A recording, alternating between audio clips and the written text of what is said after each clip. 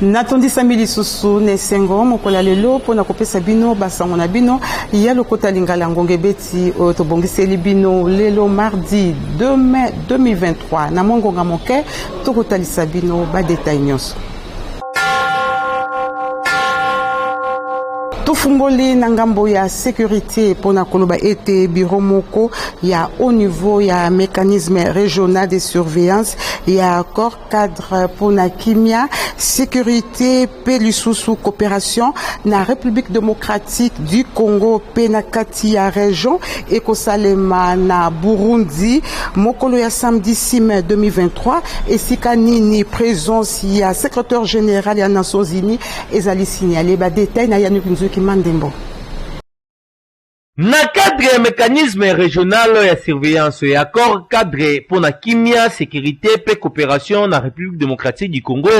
pe na région nde réunion moko ya motuya ebungisami na Bujumbura capitale ya Burundi mokolo ya samedi 6 mai 2023 et kozwa participation ya secrétaire général ya Nations Unies Antonio Guterres na yango esengeli basala état de lieu kolandisama na ba progrès oyo esalemi pe ba difficulté oyo bakutani nango na mise en œuvre ya accord cadre ya Addis Abeba oyo ezalaka signé uta 10 leki na masolo oyo bakoki pe kolobela accord ya Luanda pe ya Nairobi oyo ezali relatif na ba M23 pe ba processus ya désescalade na rapport entre République démocratique du Congo na Rwanda mingi penza oyo etali bakambi ya bikolo mibale koloba bongo Félix Antoine Tshisekedi Tshilombo na Paul Kagame. Antonio Guterres, secrétaire général ya Nations Unies, akosolola pe na ba dirigeant ya région oyo bakozala présent na réunion yango. Yakoyeba ezali ete réunion oyo ekosalema na climat moko ya tension oyo ezali ko régner sikawa entre République démocratique du Congo na Rwanda. Wapi ba dirigeant congolais bazali kokoba na confirmer que Rwanda nde azali sima ya agression oyo M23 ezali kosala na partie est ya le Congo démocratique. Ngonga ebeti. Kaka na Italie, sécurité, Sengel Bosimba était plus ou moins 10 éléments ya ba rebelle 123 oyo bazalaki capturé na ba FARDC bazalaki présenté mokolo ya mardi 2 mai 2023 liboso ya ba pandisango na Goma na nzela lieutenant colonel Guillaume Djike Kayuko o azali bongo porte-parole ya ba FARDC na Nord Kivu ba détail na Yannick Nzuki Mandembo. Oyo bozali komona na bilili boye bakomi kobeta misu pai ezali nde baelema rebelle terroriste ya M23 oyo bazali soutenu na Rwanda bazalaki capturé dizaine ya bato oyo bozali komona boye porte-parole ya ba FARDC na Nord Kivu lieutenant colonel Guillaume Djike Kayiko nde apresentaki bango liboso ya bapandisango mokolo ya mardi 2 mai 2023 na kati na bango ezali na ba oyo batakaki ba force ya EAC na territoire ya Masisi Boyoka Ngonga. Ces éléments 123 supplétifs de l'armée rwandaise qui, malgré le déploiement de l'East African Community Regional Force, les M23 et leurs parents de l'armée rwandaise ont attaqué dans le profondeur de Mushaki les contingents burundais. Informés de la situation, les forces armées de la République démocratique du Congo les a neutralisés. Et je tiens d'ailleurs à vous présenter quelques-uns qui font partie des éléments des forces armées de la République démocratique du Congo qui ont fait défection au sein de l'armée loyaliste pour se trouver de l'autre côté. Et nous avons mis la main et nous avons repris les armes. Non seulement cela, mais vous avez aussi ceux qu'on nous présente comme population, bouviers, sur qui nous avons trouvé des armes. Donc ils sont utilisés aussi par l'armée rwandaise et le M23. Là au fond, vous voyez aussi d'autres éléments qui se sont rendus. Yakoyeba ezali ete selon mapinga ya ba FARDC ba rebelle terroriste ya M23 oyo bozali komona boye bazali ko violer tango nyonso ba accord ya cessez-le-feu na ya respect ya droit de l'homme. Ngonga ebeti.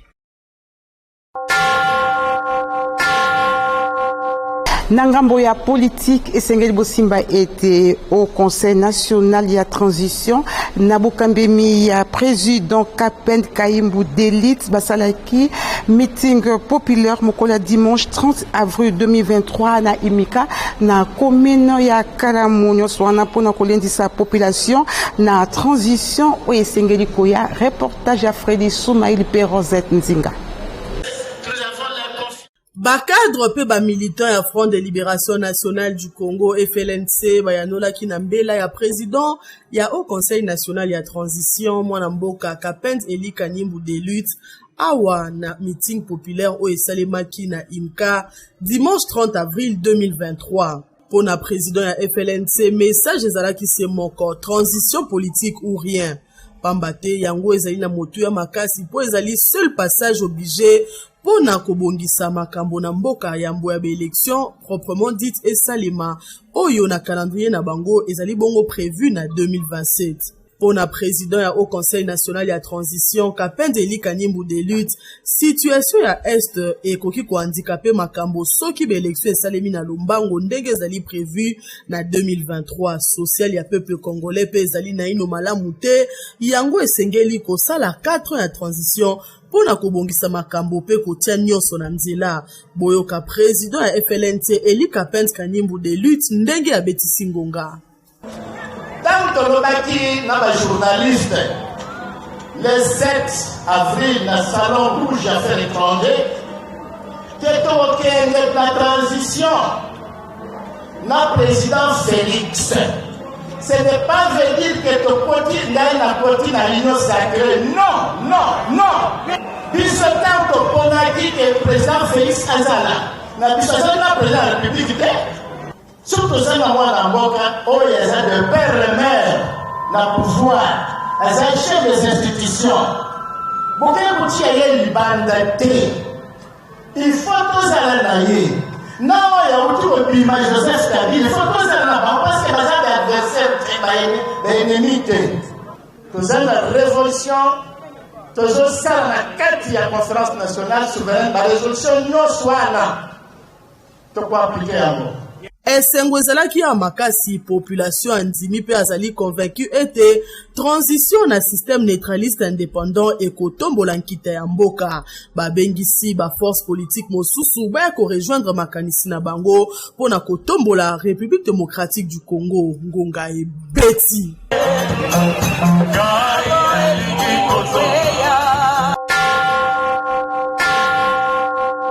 Évêque Dodo Kamba, président ya Sime asalaki descente na ba membre ya Sime na Seni na cadre ya journée porte ouverte ya Seni wapi bazwaki be explication nyonso bongo na bobimi na bango président ya Sime évêque Dodo Kamba abetsaki ngonga boy. Pesa biso ba information ya nettoyage affiché électoral na ba makambo nyonso bakolobaka bana mike bakei kosangole to bato bazongeli mibale misato to bato ba utiliser ba photo na bango li bazala présent bango moko biloko wana nde tiaka doute to tembe na ba élection soki ba pesi résultat boy seni apesi na disposition na biso ba élément nyonso kolobate biloko wana ezo sukwama katikati na serveur de manière à ce que moi na mon côté akoyi ko se retrouver na circonscription moko pour voter to ekosala maté motonyo soit ko voter il faut azala à remplir ba critères c'est-à-dire azana âge pour esengeli to pe motoye moko asangolaki et nettoyage wana salami pour ko garantir bisote fraude ekozala te et to moni ba élément nyonso to tuni ba question nyonso et ba réponse nde esengona biso yango wana parce que biloko oyo boende kosunga biso to ti atembete mikolo ekoya nakanisi te makambo nyonso eza clair elongo bani tokoki kosala confiance na seni oyo na misala ekosalama mpe toza wana liso likolo ya liso mpona kolandela. Population ya plateau de Bateke na ba ONG ya société civile batambolaki week-end eleki na village Menkao pona ko dénoncer insécurité oyo bazali komona tango nyonso uta conflit ekota katina TKP aka na province ya Mai-Ndombe. Reportage ya Letou Pérez Masiala.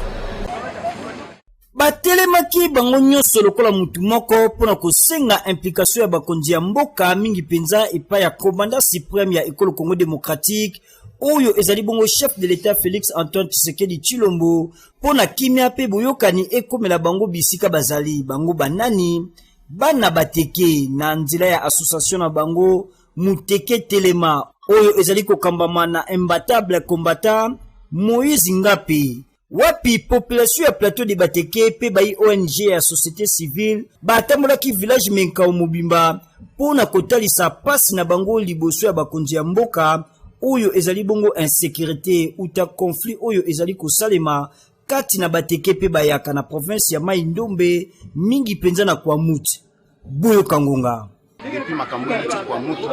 ekoti na commune ya Maluku tobungisi bamboka ebele o tozanga ngoli sous contrôle te na kwa mutu tobungisi bandeko na biso ebele tokomi na ba déplacer ebele ba charge comme biso makasi na bandako preuve que bana na biso batangi classe T bana na biso batangi classe T message oyo nazo lancer yango na chef de l'état yende alobaki ke toza na démocratie yende alobaki ke peuple d'abord état de droit mais tokamwe ke biso toza abandonné tozomona papa oyo azoloba te tandis que bana mibale bazobunda bato baza ko agresser biso toza na bango problème te tovanda na bango tobalani na bango nde tokamwe kaka na tango moko bakomokata biso kingo tozoyeba pe epai likambo bango euti te. Alors, nous sentir que l'État a abandonné Bisso. Nous avons l'État. Parce que même les militaires ont quitté ici sur le terrain. Bazo sala musala te. Bana quand on biso na bayaka to vanda. Ba rebelle bazaya ko boma biso so ba uti nini gabo so ba baza ba yokana bayaka. To so ko lobake eza bayaka. To vani mbula nini. Angona fasi. Soki le biso to za minorité. Soki on lembi biso teka biso ponzo mbongo ko sala bank. C'est tout pour moi. Tobandi ete kolela ya Bateke ekoyokana na matoi ya Mbulamatari pe ya chef de l'état Félix Antoine Tshisekedi Tshilombo. Ngonga ebeti. Fédération ya Lukunga ya Lisanga politique Alliance des forces démocrates du Congo AFDC na mokuse bazalaki très mobilisé mokolo ya samedi 29 avril 2023 na stade de Martyr pona ko soutenir sortie officielle ya Union Sacrée pe autorité morale na bango mwana mboka bati Lukwebo. Reportage à l'étou Pérence Masiala. Mobilisation ezalaki totale na fédération pilote ya Lisanga politique Alliance des forces démocratiques du Congo AFDC na mokuse parti chez ya professeur Modeste Bati Lukobo président ya Sénat na rendez-vous ya sortie officielle ya regroupement électoral Union Sacrée de la Nation et pa wapi la dame de fer Immaculée Sibalonza mwasi oyo azali ko incarner vision pe idéologie ya professeur Modeste Bati Lukobo na district ya Lukunga Mobimba et longola ba membre nyonso ya fédération très mobilisé pour ko soutenir chef de l'état Félix Antoine Tshisekedi Tshilombo oyo azali candidat unique ya AFDC pe ya Union Sacrée lisusu kolakisa soutien total liboso autorité morale na bango oyo azali moko ya ba membre ya présidium ya Union Sacrée na nyonso boyoka ndenge ngonga ebetamaki réussite déjà avant de na stade des armes grades des armes les appels ezali kolakisa que plus de 400 partis politiques de mouvement bazali sima ya tata mokonzi ya mboka mpona koaccompagner vision na ye mpe koprépare élection oyo tozali kolengela ya décembre 2023 élection wana ezali kopesa mpe ekopesa majorité écrasante na assemblée nationale na tata mokonzi ya mboka oyo toti koye koasiste toye koaccompagne biso bakadre important ya AFDC et allié na korépondre na appel ya autorité morale na biso président du Sénat Modeste Bati Lukwebo oyo azalaki ya yango na bamembre nyonso ya Union Sacrée ya koproclame tata mokonzi ya mboka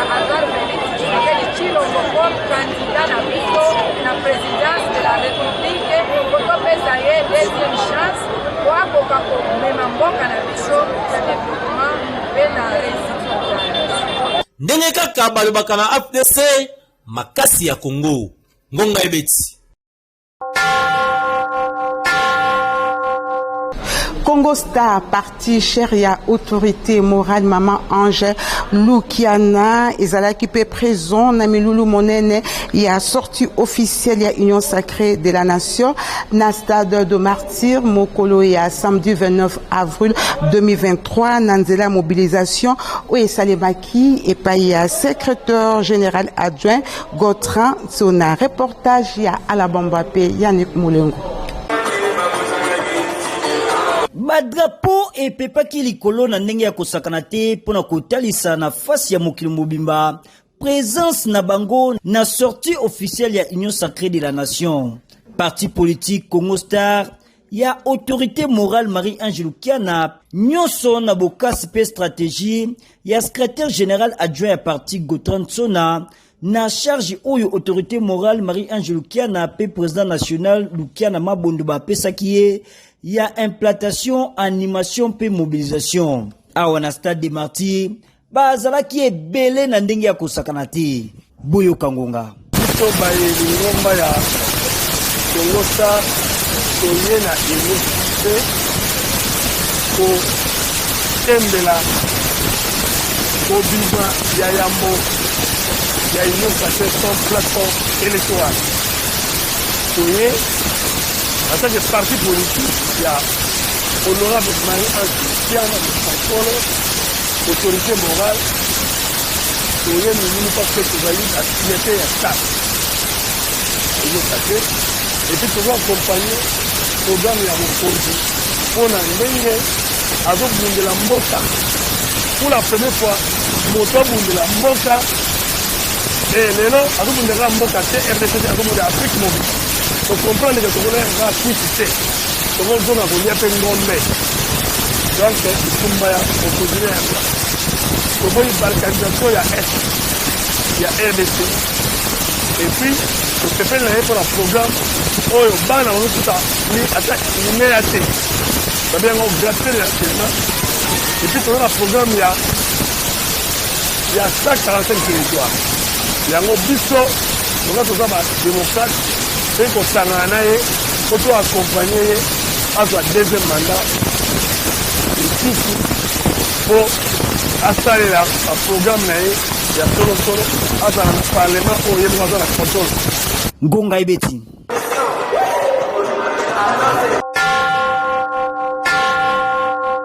Tozoko bakaka na basango ya politique pona koloba ete mwanamboka Jean Okano la rose numéro 1 ya commune ya Kimbanseke amimonisaki pe présence naye na sortie officielle ya Union Sacrée de la Nation na stade de Martyr wapi azalaki accompagné na le compagnon de Jean Okano. Reportage ya Judex Makengo pe Yannick Moulengo.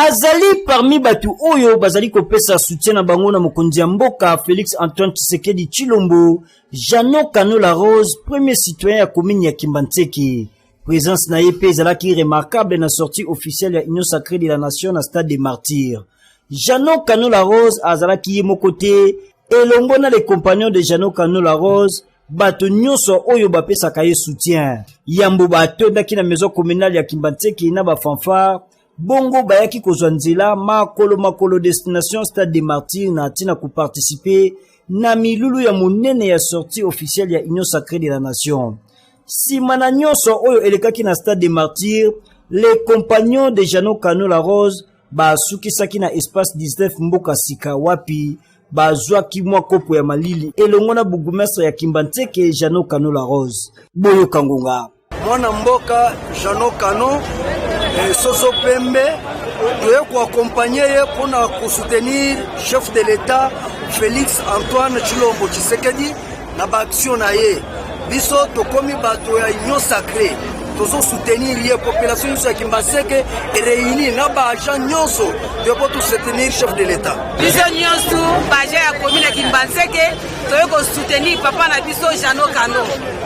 La initiative ya chef de l'État, excellent Jean Okano la Rose, biso basimalaye, ya asasima ya mokonzi ya mboka Félix Tshisekedi. Phénomène systématique, autopsie carrée pona Jano Kano la Rose lipenda moto mobali ili fali na Kimbanzeki omoni faso to eli omoni stade de totondi changu na Kimbanzeki nde plein oye tonda pona Jano Kano la Rose derrière chef de l'état Fatime esengeli koyeba ete komona bato ebele na nsima na ye mpona kopesa ye soutien Jano Kano la Rose atondisamaki na esengo makasi ngonga ebeti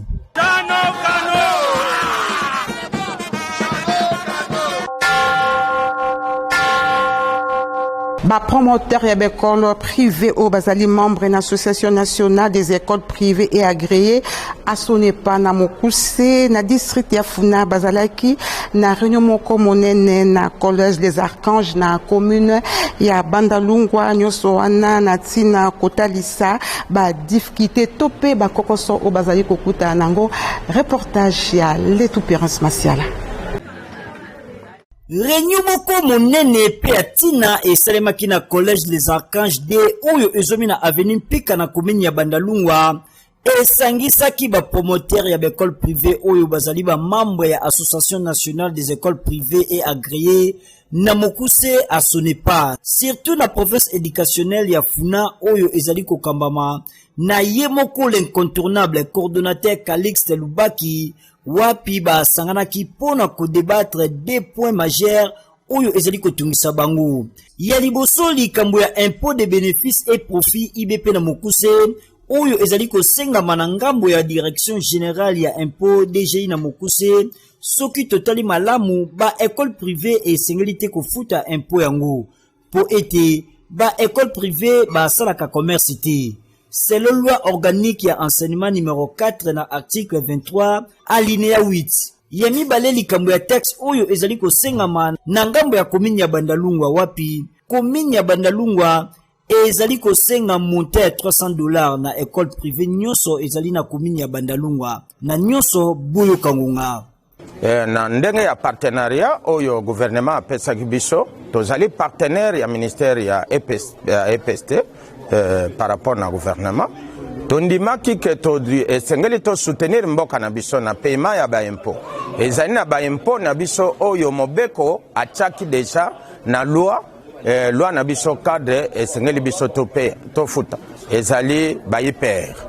mais tozana kokamwa na ngonga oyo donc titre comme les deux toza déjà na ba vie de passage ya direction générale ya ba impôt ils ont réclamé impôt sur les bénéfices et profits na ba école na biso alors que to te kakailo komoko te to na magasin te to za na nani te ba activité na biso ezali éducation to ko comprendre te pendant que to allez assujetti na impôt il y a DGI mais voilà une redevance ou une taxe vient tomber donc to futa taxe to futa impôt $300 na fin de l'année biso mbongo nyonso to pesa po to fute pa to baloka na ba parents to senga yango alors il faut ba bourgmestre ba yoka biso ba comprendre ba longola impôt wana parce que na ngonga oyo eye kotia bulu yeke koti mobulo na kati na misala na biso esengeli na bakonzi ya mboka kotala nanu makambo oyo ba école privée bazali komona po ete conséquence na yango ekozala kaka ba parents likolo ya Minerval ngonga ebeti.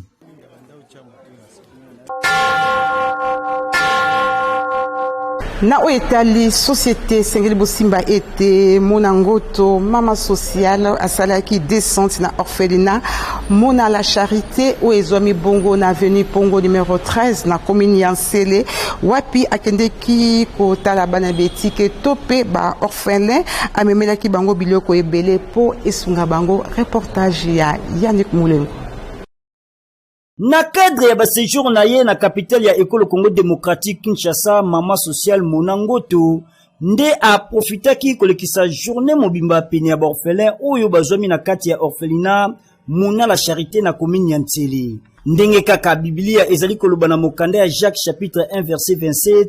religion pure et sans tache liboso ya Nzambe tata ezali kotala ba orphelin pe ba veuve na pasi na bango awa mama social monangoto ayaki maboko pamba te amemelaki bango biloko ebele kotanga loso soso sukali miliki baji bamai savon pe semoule pona kotanga kaka wana mwasi ya bolingo monangoto azwaki tango ya kosolola na baorphelin wapi afortifiaki bango esengeli te bamimuna pamba bazali motuya makasi lobi ekoleka lelo monangoto aliaki pe asakanaki na bana boyoka ye moko monangoto mama social ndenge abetisi ngonga bana oyo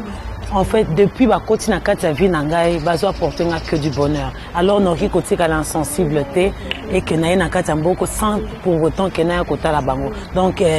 les devoir nanga donc nazo kokisaka devoir nanga nazali ko belela bakonzi nyonso to mboka ba o bazali motema malamu bazali motema minene ba papa ya bana ba mama ya bana en tout cas orphelinat na bino ezali awa mona charité ezali ko se bongo na commune ya Nsele na avenue Mpongo numéro 13 toza na Kinkole awa donc orphelinat oyo ezali na bana 30 hein? Donc ba misusu bazate donc misusu bazoya baza ba liste d'attente en tout cas combat nanga ezali ke totika pona ko éviter ke bakoma ba shege bakoma ba ndumba en tout cas combat nanga nde yangwana soki moyen ezali ke bosunga biso na ba soins médicaux et na ba social d'une manière sociale bana batangaka donc en tout cas na ba façon nyonso to moto ozala nango aya kosunga po loboko moko esuka kelamba te donc voilà ya koyeba ezali ete orphelinat la charité ezali na charge na ye moko mama Munangoto oyo andima kozwa mikumba ya bitike ngonga ebeti tokosukisa na page rose pona koloba ete na cadre ya kosepela mbotama na ye madame